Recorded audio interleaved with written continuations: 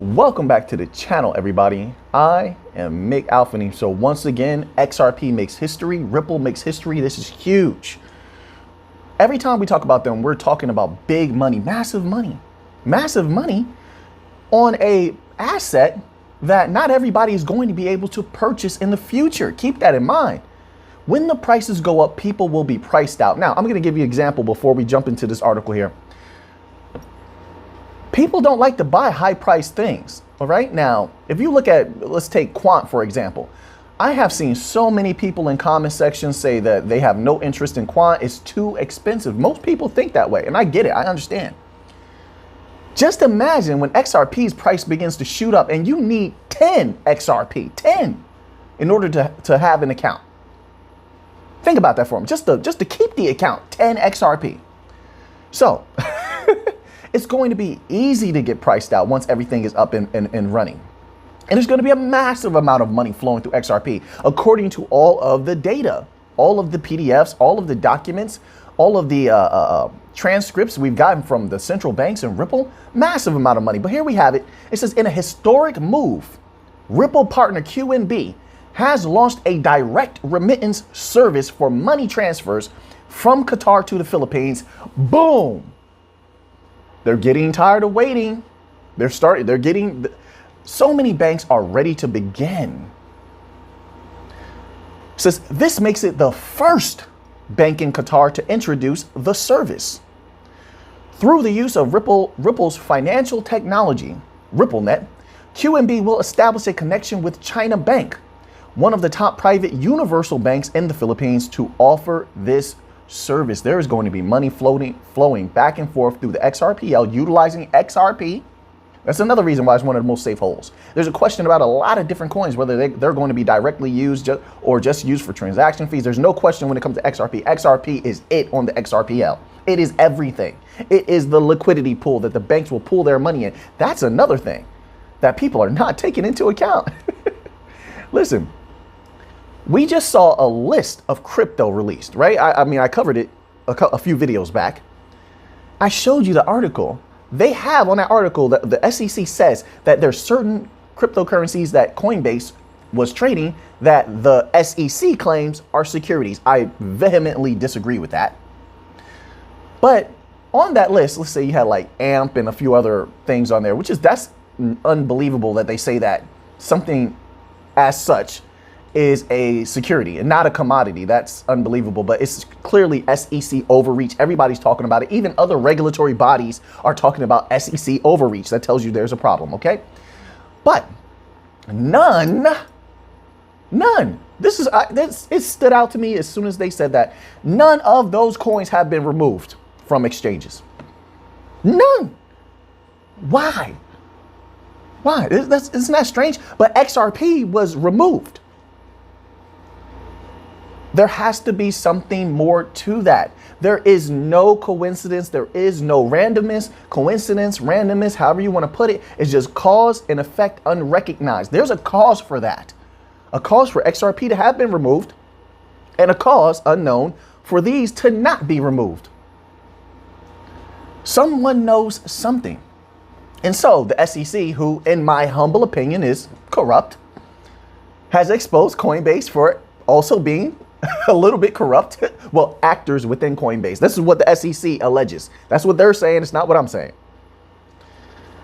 So if we go by what the SEC is saying, then it is possible, definitely possible, that there's something going on behind the scenes as to why XRP was removed, which could be so that retail can't absolutely go crazy with XRP, boosting that price up, obviously, and obtaining more XRP than what the banks and governments deem necessary. I put out an idea early last year, right? When I was covering XLM more, and I would just cover XRP like every once in a while. I put out the idea that when we have regulatory clarity, this is just a theory, when we have regulatory clarity, that the banks can possibly buy everything in sight. They don't want to have to come to retail and say, hey, let's get your coins back. They're not going to care because there's so few retail holders. Keep in mind, a lot of people have multiple accounts. There's only a small amount of people holding XRP in the world or even know about it. And XRP news is highly suppressed. Now, they could buy everything in sight. Now, having all of these exchanges holding a unbelievable amount of XRP, this is what they're sitting on, right? That makes it possible for governments and banks, when they want to step into to just collect huge amounts of XRP. And why would they do that? Well, we read the documents that they have to all, in order to participate in on-demand liquidity in the XRPL, well, the banks, right? They all have to hold XRP and pool their money into XRP. So wouldn't it make a lot of sense? Maybe somebody floats a document behind the scenes or makes some phone calls and say, hey, listen, just keep XRP off the exchanges. Would you please? Right? And the exchanges don't have to say, well, it's because we're in a lawsuit. They don't really have to say that. They can just remove it from exchanges. But everyone would believe, whether they say it or not, exchanges say it, they removed it because of the case or not. Everyone would believe that it was removed because of the case, because of the SEC. What if it's not? It's just a theory. I'm just throwing it out there. I'm considering all possibilities. Why is that relevant? That's relevant because once we get towards regulatory clarity or towards that flip the switch moment that Brad Garlinghouse has been talking about, that means that price may actually, the first few parabolic runs, because I do believe firmly it's going to happen in degrees, would be massive. There will be a massive run. Now, I believe XRP can go to a pretty high price. I'm not going to put my price out there. I never have. But let me just say, I'll say this. $30 to $40 is nothing. I think I talked about $20 to $30. That's nothing, considering what XRP could do. So if they were to buy everything in sight, because they have to hold XRP, and they want to not just hold XRP because they have to, but they want to control XRP.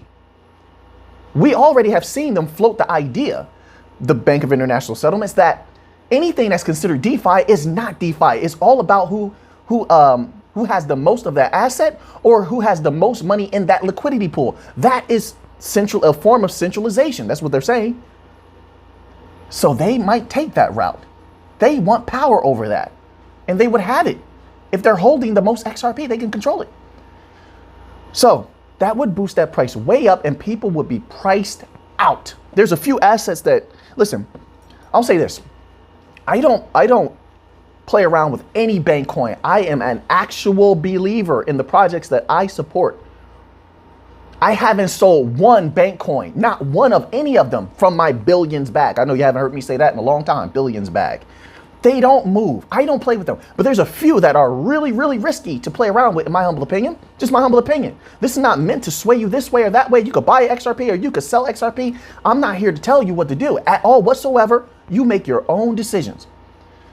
But XRP is one of them that I would not play around with, knowing that at any minute, that because governments are involved and central banks are involved and they make the rules, at any minute anything can happen. There's no way I'm missing this opportunity. Not going to happen.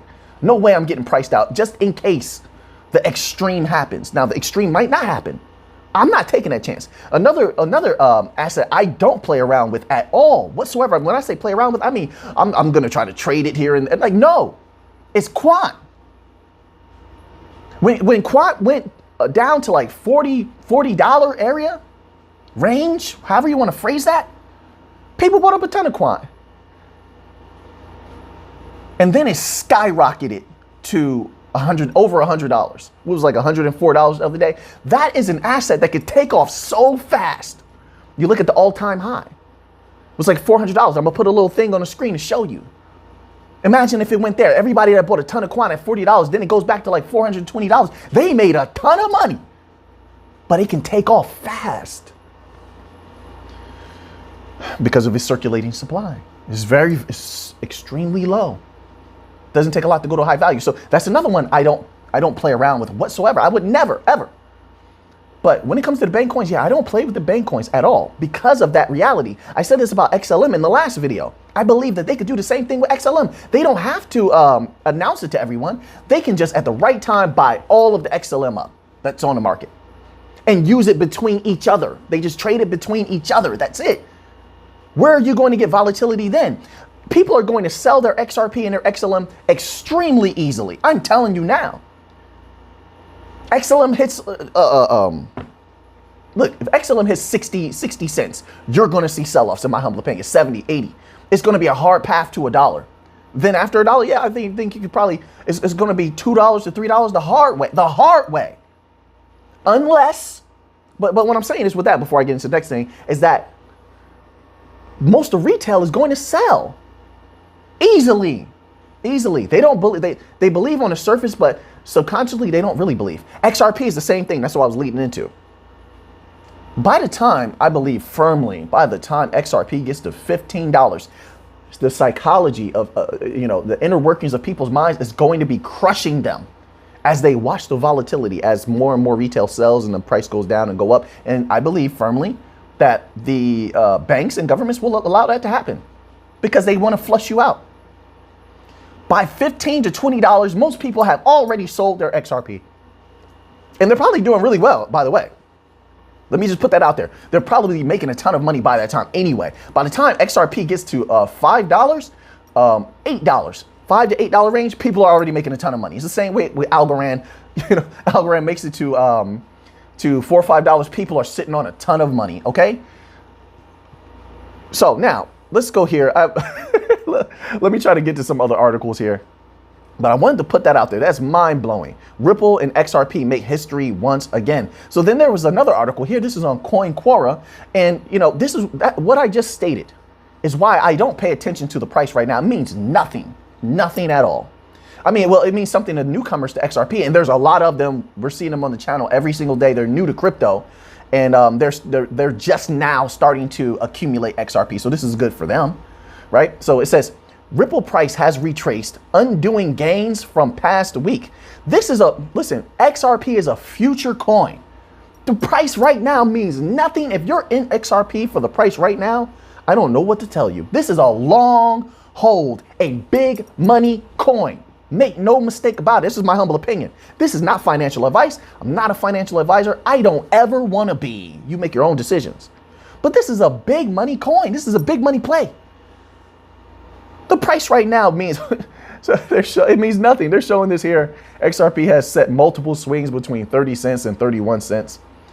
If the XRP price bounces off of 34 cent support, let me finish that sentence for you, Mr. Article Writer.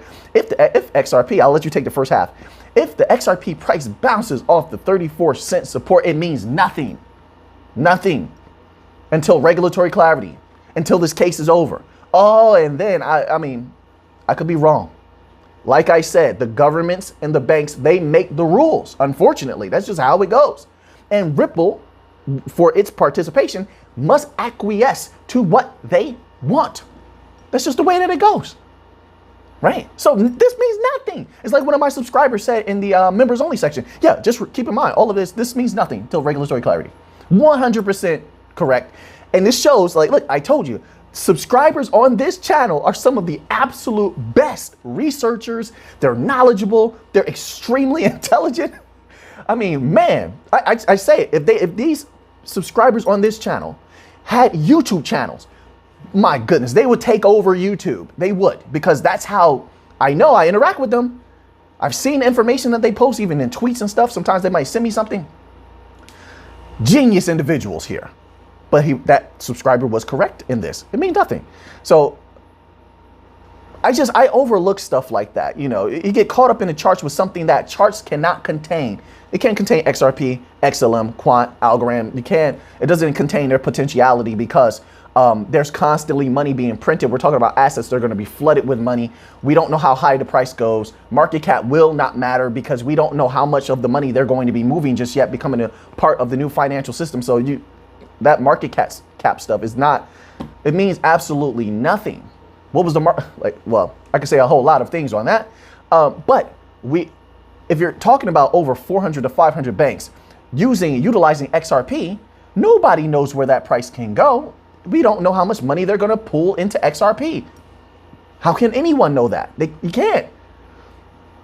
And that price can skyrocket if Ripple is moving trillions of dollars per day. At some point in the future, trillions of dollars per day. What does it do to that price? How can you talk market cap when when the potentiality is so high? Banks. There is no other asset that is working with that many banks besides Quant. I mean, solidly. And so we've never seen this before. So although a lot of times you can go into the past and use the past as a basis to make a lot of different assumptions on, there is nothing in the past that's like XRP whatsoever. Even when I showed you SDRs, it didn't have this type of potentiality. As you see now, the IMF is just the IMF. The way that they wield their power, they barely can control countries. Barely. Their countries, a lot of them are rebelling against them and using Bitcoin and Algorand and things of that nature, even though they've been told don't do that. So the IMF power is limited, especially when you have the bank of all banks, right? Everybody knows the top bank in the world is Bank of International Settlements. They're the ones that control everything. So even the IMF doesn't have this type of potentiality where it's reaching into every single corridor and grabbing money from everywhere like Ripple, like XRP.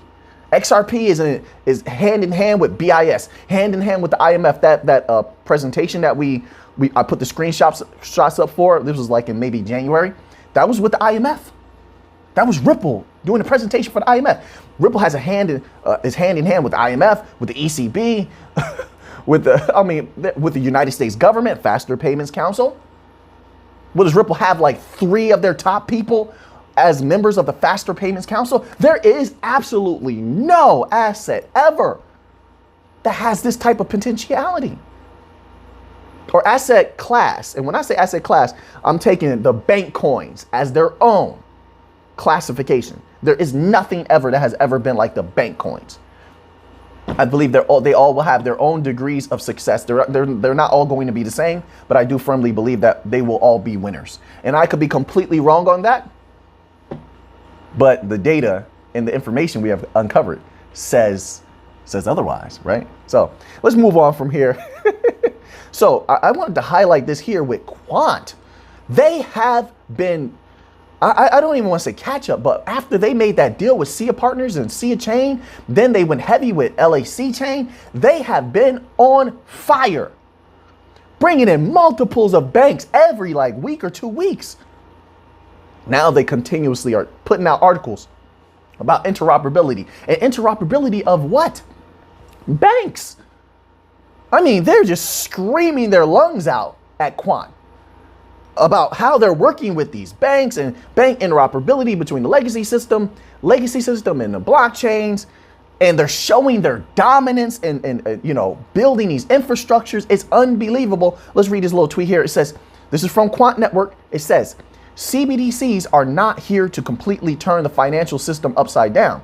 They're here to complement and become an overlay on the existing system.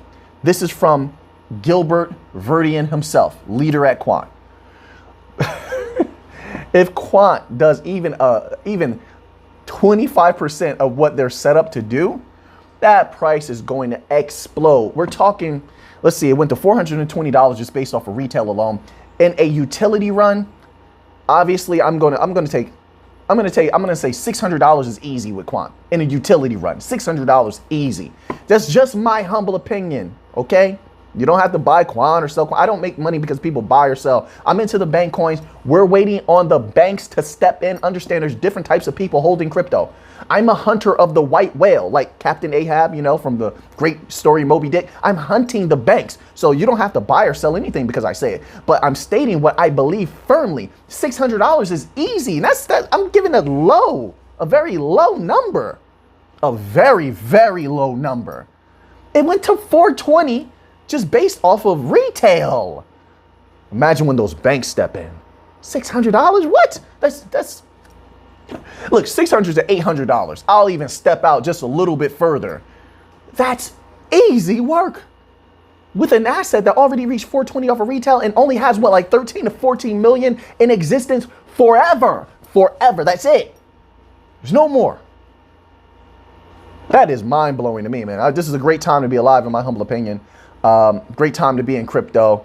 And I have so many articles I didn't get to, but I'm not going to keep everybody here for too long today. I want to say this. I saw something, and an individual was saying how it's, it's ridiculous, it's poppycock to say that, we're still early on in crypto, but the person was saying crypto while all the while speaking mainly about Bitcoin.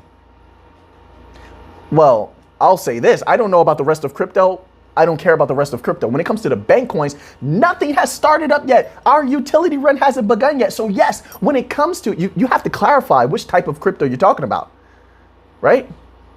You're talking about legacy, so you can't just say crypto, but mostly you're referencing Bitcoin. So just say Bitcoin if you believe that it's not early to be into Bitcoin. Just say that. But as far as the bank coins, we haven't had regulatory clarity. The banks haven't stepped in yet. So they haven't been able to serve their purpose. So yes, it's still early until that time comes. And when that time comes, oh, it's going to be glorious in my humble opinion. Listen, I'll be there by myself if I have to march forward by myself. That's perfectly fine. That's perfectly fine. I'm not going anywhere as far as the bank coins are concerned. I'm here to the end, whatever may come. So yes, it's still early. It's going to be a glorious time. A lot of people, in my humble opinion, are going to become millionaires and billionaires. And a lot of people have a ton of coins. They're going to probably get deep into the billions. And I'll be there to witness it. So, now that you have that information, what are you going to do with it? I didn't get to so many articles here. Don't worry about it. We'll get to it. We'll get to them tomorrow.